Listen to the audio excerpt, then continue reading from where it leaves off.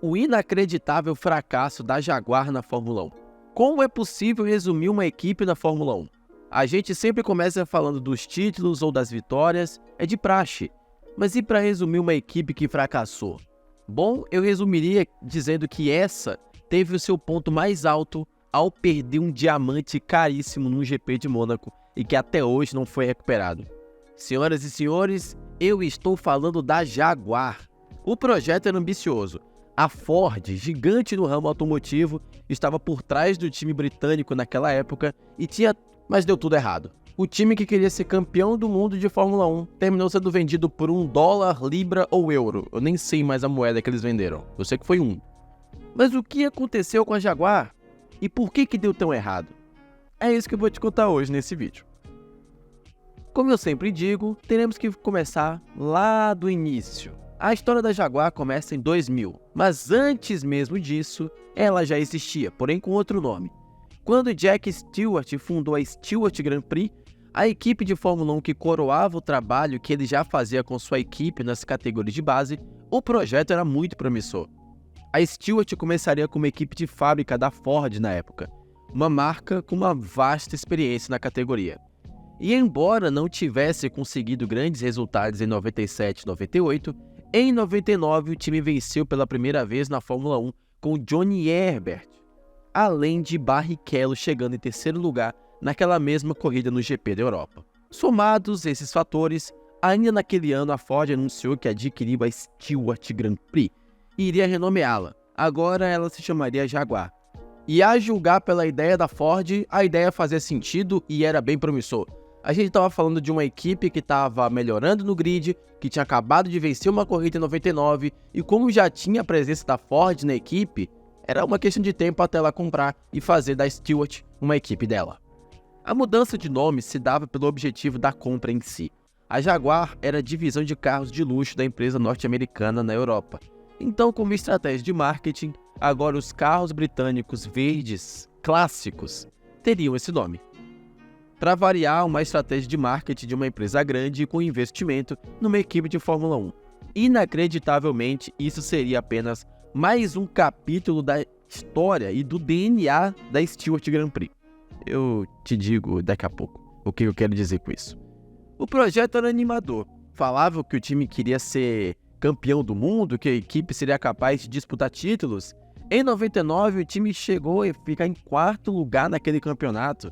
Então a ideia era tentar o terceiro em 2000 e começar a incomodar as favoritas. Só que esqueceram de avisar a Ford disso. Digamos que a Ford não soube lidar muito bem com a situação. Ela achou que era uma coisa e não estava preparada para o que realmente era e ela não sabia. Apesar de muitos funcionários da Stewart ainda estarem presentes no time na época, a empresa deixou bem claro que todos ali teriam que seguir o que ela queria fazer. Um deles até escutou uma frase assim: "Vocês têm que fazer ao estilo Ford. Caso contrário, iremos arrumar alguém que faça." Ou seja, a equipe era da Ford, o carro era da Ford, o motor era da Ford, a Ford mandava e a Ford desmandava. Era Ford. O time começou bem, contratando o vice-campeão de 99 Ed Irvine e o diretor técnico Gary Anderson. Eram bons reforços, mas a mania da Ford em se meter em tudo não fazia o time andar. Terminou em nono em 2000. E nos anos seguintes, nada melhorou.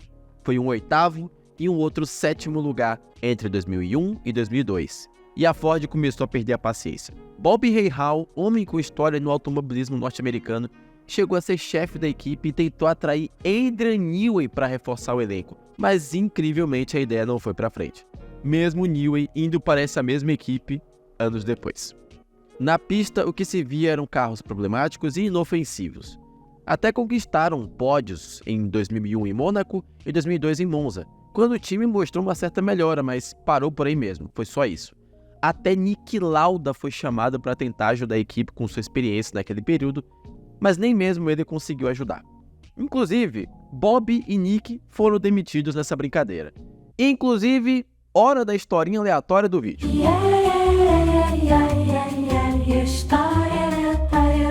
Niki Lauda, anos depois de deixar a Fórmula 1 e se aposentar como piloto, começou a falar que a Fórmula 1 naquela época era muito mais fácil por causa do desenvolvimento tecnológico que estava presente nos carros de Fórmula 1 e disse também que qualquer um poderia pilotar um carro de Fórmula 1 naquela época. E para provar sua teoria, ele simplesmente entrou no carro da Jaguar e resolveu dar umas voltas. E obviamente deu tudo certo, ele se mostrou muito rápido, mesmo com anos sem pilotar um carro de Fórmula 1, e obviamente mostrou que ele estava certo. Não aconteceu isso. Na verdade, ele rodou na pista algumas vezes e terminou sendo buscado de guincho de volta para a garagem. Depois que saiu do carro, ele manteve a palavra e disse que não mudava de opinião e ele estava falando da tecnologia daquela época em comparação com os carros de antigamente, já que eles tinham que cuidar de muitas coisas na época, coisa que a tecnologia faz hoje em dia. Bom, terminou que ele manteve a palavra, mas na prática acabou sendo desmentido. Niki Lauda.